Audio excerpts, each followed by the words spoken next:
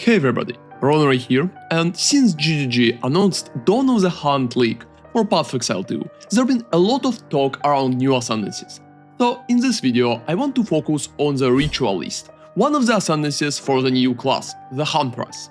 On the first glance, Ritualist can seem one of the strongest options available, and many people think it will be completely overpowered. But is it actually that good? Let's dive deep in, and I will share some examples together with PoE calculations showcasing how effective it can be. So, talking about Ritualist Ascendancy, we will need to keep in mind a pretty important part. Since Ritualist as Ascendancy for Huntress, we will have available Beast that pretty much could be used for buffs and improving tankiness for the Huntress in general.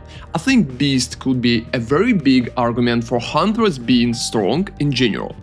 And even if it will not be available for buffs, we still will be able to just use it for tankiness and maybe for some DPS early in the game too. So I think Beast is a pretty nice addition which should improve overall Hunter's performance and could be used like just as a stat animal in the proper endgame.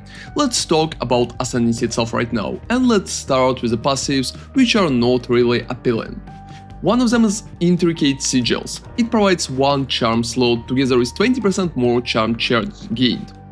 The next one right after it gives us a very nice bonus at Mind Phylacteries. It gives can instead consume 25% of maximum mana to trigger charm with insufficient charges. Generally, both of those bonuses are not really looking good. However, since they're adding a lot of unique charms in the current update together with Dawn of the Hunt, if some of those charms will be pretty effective, maybe those passives will make sense. However, even if those charms are going to be pretty good, you will still need to have a special condition to trigger their effect. So before you will see all of them, it's hard to say if those passives will be nice, but I don't really expect much, and I think most of the Ritualist players are not going to pick them. Next step is just way to the right and Corrupted Life Force. Corrupted Life Force provides the skill Blood Boil, and Blood Boil is looking pretty good. At level 20, it gives you enemies in your presence accumulate blood boils periodically. When they die, the boils pop, applying corrupted blood to enemies near them. Corrupted blood deals 2% of slain enemy maximum life as physical damage per second. So generally, Blood Boil is just a very nice boost for clear. I think in early game it will be a very popular way to just improve your clear significantly, even if you're not investing heavily in the Corrupted Blood. In Path of Exile 2 you can still get a pretty decent damage out of it, especially considering that Corrupted Blood duration is 5 seconds for Blood Boil. Since we will be able to use some passives to improve it, and quality can add 1 second off top of it, I think Corrupted Blood and Blood Boil in general will be pretty good for Ritualist just for 2 points to improve the clear speed. I think in the proper endgame it will be not that necessary because you will just do millions of damage, and with millions of damage you can kill monsters faster than your Corrupted Blood will help you in any way. But for early game, Blood Boil is looking very decent, and I think picking it as your first 2 points could be a great way to even progress through the campaign a little faster and clearing areas with much more smoother experience. Going forward, we also have a passive that is not really looking that amazing. It's Wildwood Persistence. It gives 5% increased life recovery rate per 5% missing life. Generally, in some particular builds it could make sense, but overall life recovery is not really good stat. If it would be 5% life regeneration, that would be huge, because life regeneration is stacking pretty well. However, just increased life recovery is not multiplicative and it's not going to improve your regeneration heavily. Maybe you can regenerate much better when you have like 10% life left, but in most situations like that you're clicking your potion or you're dying. Because Ritualist by itself is not really looking like the tankiest Ascendancy out there. So moving forward, there's another important part to take, it's As the Whispers Ask, which grants Ritual Sacrifice. And As the Whispers Demands, which gives you Ritual Sacrifice, can be used on yourself to remove 20% of maximum life to grant a random monster modifier. Ritual Sacrifice is a skill that you can use on killed rare monster to receive one of their modifiers for 20 seconds. By itself is a pretty nice bonus because it feels like Headhunter at home. However, I think it's working even better together with As Whisper's Demand. As Whisper's Demand will give you a very important opportunity to literally try to roll different monster modifiers at the start of the location, with the cost of 20% of your maximum life. So you can roll at least 5 times, and if you will click a potion, you can roll like 4 or 5 times more. That's about 10 rolls. And if you will get a good buff, you will run with it for like 20 seconds. So just clicking it pretty often to receive a particular buff will be a very important part. Because when you're playing with a Headhunter in Path of Exile 2, it's pretty often picking buffs that you don't really need or don't really like in general. But since you will be able to roll it with As Whisper demands, you can just get a very good buff that way. Mostly movement speed buffs or the ones that provide a pretty decent amount of damage. So I think just by itself, taking As Whispered Ask is pretty good bonus already, because you can always click kill the rare monster and get the bonuses. But together with As Whispered Demands, it's probably going to be pretty popular in the endgame because you can literally rotate it.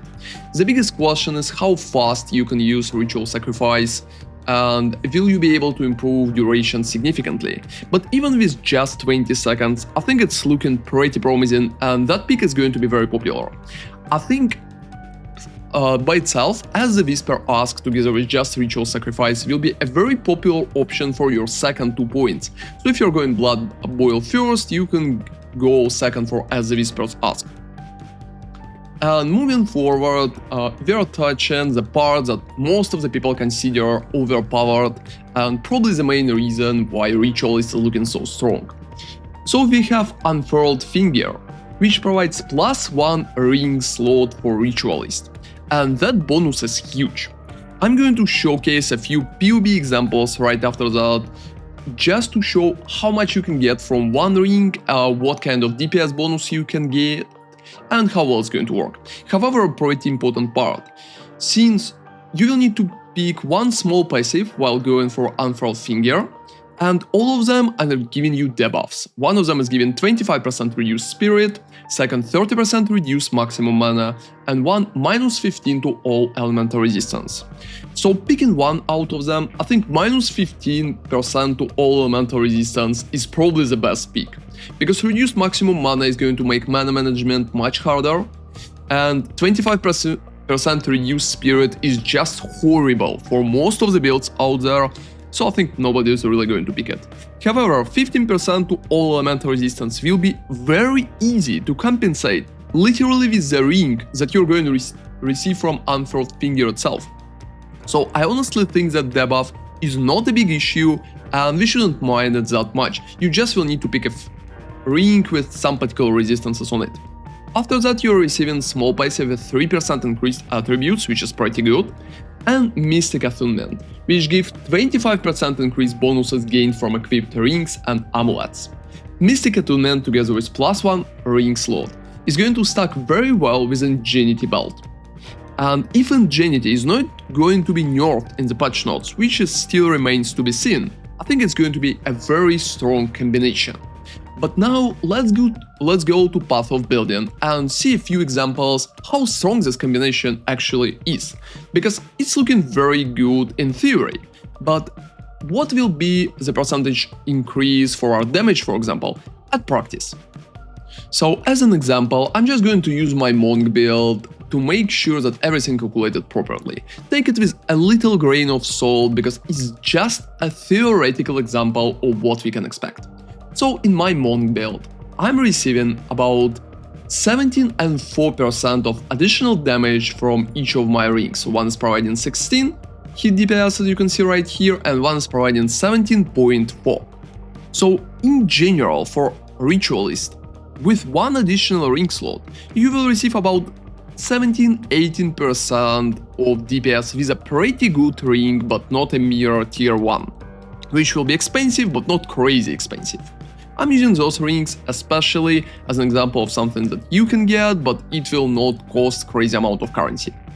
So I think one additional ring slot is going to be good, not just because of what we already consider just with the damage, but because of the amount of convenience you can get.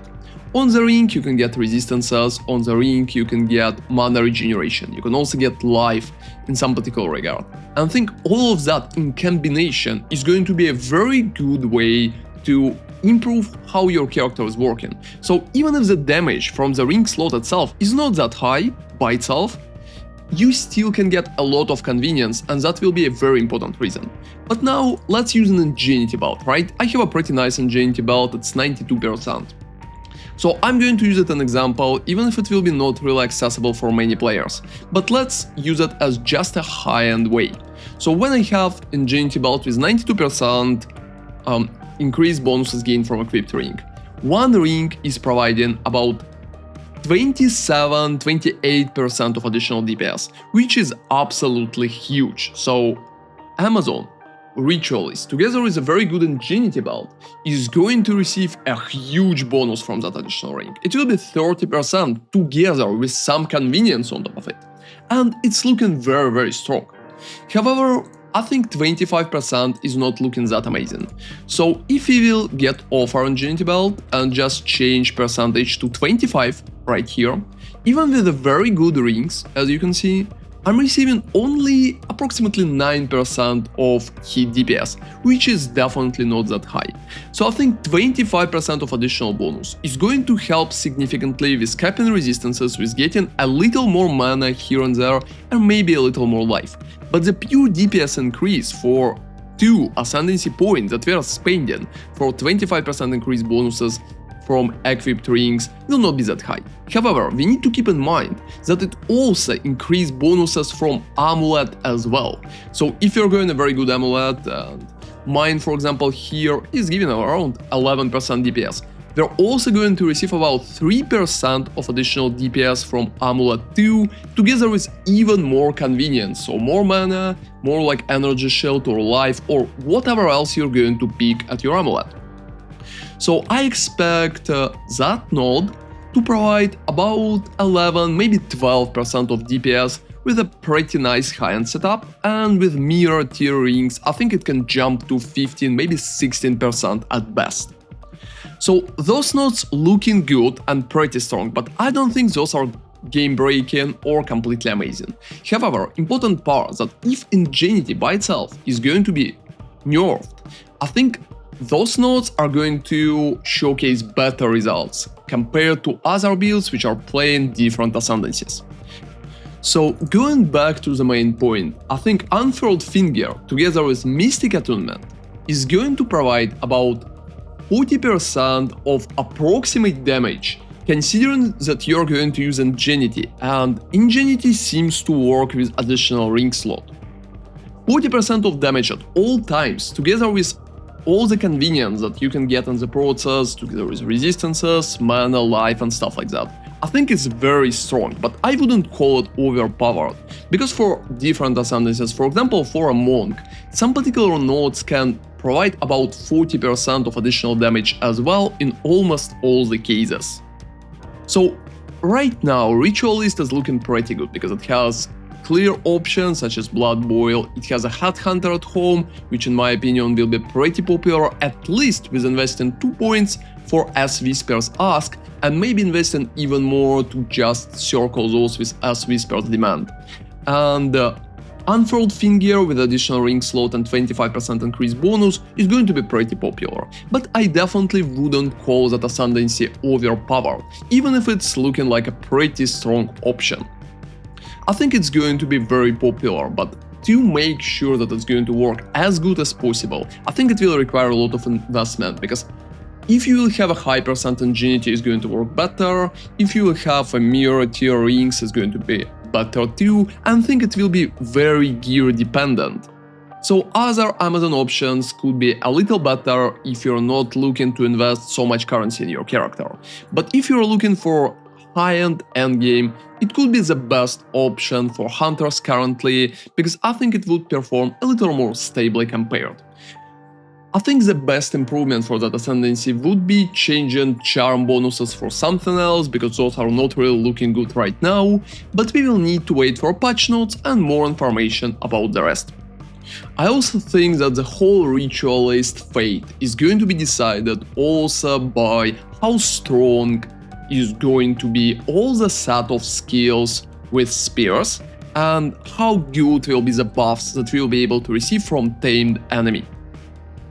Because if you are going to receive a lot of buffs from it, I think Huntress in general is going to be stronger, and Ritualist is looking like a very decent option for high-end.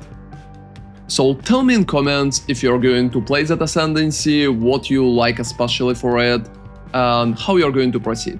Right now, I honestly think that just going for some particular parts such as Unfurled Finger as a third option, starting with Blood Boil, and probably progressing with the Ritual Sacrifice to make your run-through campaign easier is probably the best option.